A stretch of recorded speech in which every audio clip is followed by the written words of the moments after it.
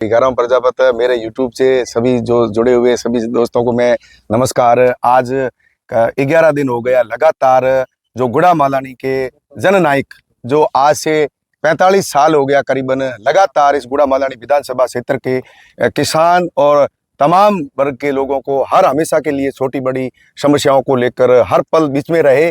आज 11वां दिन हो गया है करीबन लगातार जो ऐसे धरने तो हमने भी खूब देखे हैं, लेकिन रात और दिन 24 घंटा धरने पे डटे रहकर इस कड़ाके की सर्दी के अंदर भी सेवा दे रहे। हमारे साथ सामने बैठे श्रीमान जी हेमाराम जी, पूर्व मंत्री हेमाराम जी, आप करीबन 11 दिनों से लगातार धरने पर बैठे हो।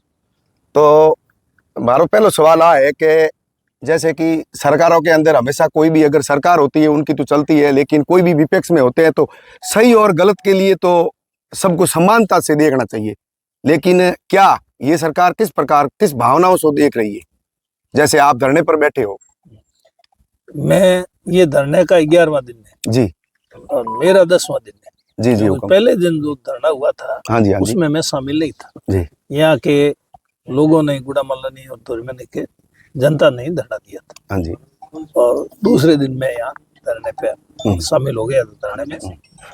उसके बाद लगातार मैं यहाँ धरने पर यहीं बैठा हूँ, यहीं रात यहीं गुजारता हूँ। और बैठने का कारण सबको मालूम है कि इस सरकार ने गुड़ा मालानी धोरीमना जी, ये दो उपखंड है, इनको बालोतरा जिले में मिला दिया और इन दोनों उपखंडों को भी दोनों अलग अलग दो भागों में कर दिया। नोखड़ा तहसील गुड़ा मालानी उपखंड के साथ थी, उसको हटा करके बाड़मेर में कर दिया। और मांगता उप तहसील ये धोरीमना उपखंड के साथ थी, इसको हटा करके नोखड़ा तहसील के साथ में कर दिया और जिला बाड़मेर कर दिया है, उपखंड बाड़मेर कर दिया।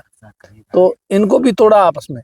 और गुड़ा मालानी शेष जो गुड़ा मालानी और धोरीमना उपखंड रहे अब वर्तमान में, पहले बड़े थे, इनके भी दो दो भाग कर दिए, इनको भी बांटा, इनको बालोतरा जिले में मिला दिया।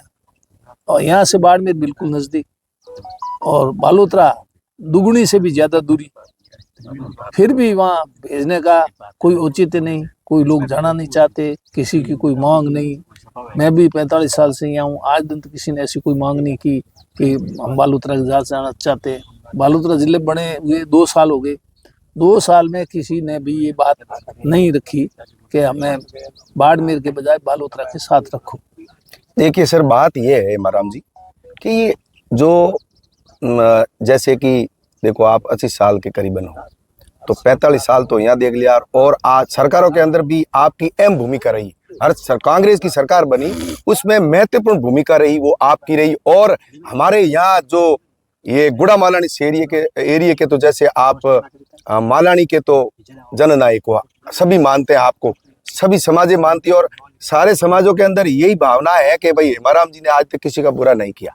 लेकिन हेमाराम जी आज जो आप 11 दिनों से लगातार धरने पर बैठे हो, तो इस जैसे क्षेत्रवासियों का किस प्रकार का जो रुझान है इन लोगों का, आप हमेशा एक भाषण में भी कहते हो कि भाई हमें थोड़ा सा पहले भी पता चल जाता है कि अब की बार मतलब राजनीति में किस प्रकार क्या होना है, तो उनको लेकर अभी क्या आपका कैसा, इन लोगों का क्या?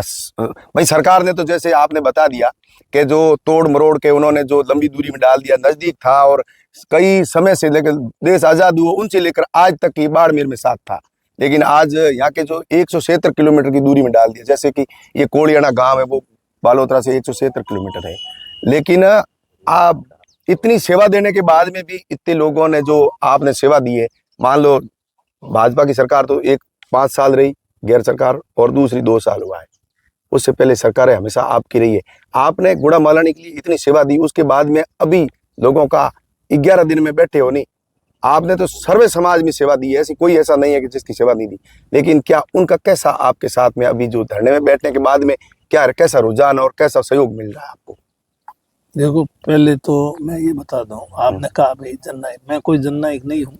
बिल्कुल, आप मैं तो एक साधारण व्यक्ति हूँ। हाँ, और साधारण कार्यकर्ता कह दो या व्यक्ति कह दो। ये तो गुड़ा मालानी की जनता की कृपा हो गई कि मुझे इनकी सेवा करने का इन्होंने अवसर दिया। अवसर के अनुसार मैं हो सकता सेवा नहीं कर पाया, लेकिन जितना हो सका करने की कोशिश की। सरकारें कांग्रेस की भी रही और बीजेपी की भी रही। राजस्थान में भैरव सिंह जी भी मुख्यमंत्री रहे, राजस्थान के 3 बार मुख्यमंत्री रहे। पर गुड़ा मालानी जी कांग्रेस का गढ़ नहीं है, आपका गढ़ नहीं, जैसा। कांग्रेस का गढ़ है। मेरी बात सुनाओ, बीजेपी की 3 बार मुख्यमंत्री भैरव सिंह जी रह गए, 2 बार वसुंधरा मुख्यमंत्री रह गई। कांग्रेस सरकार ने क्या किया क्या नहीं किया वो मैं यहाँ उल्लेख करना ठीक नहीं समझता, लेकिन मुख्यमंत्री भैरव सिंह जी जब थे उस समय मैंने अध्यापकों को लगाने को लेकर के बाड़मेर में धरना दिया था। हाँ जी। और फिर वो अध्यापक धरने की वजह से उनको नियुक्ति मिली, करीब 200 अध्यापक।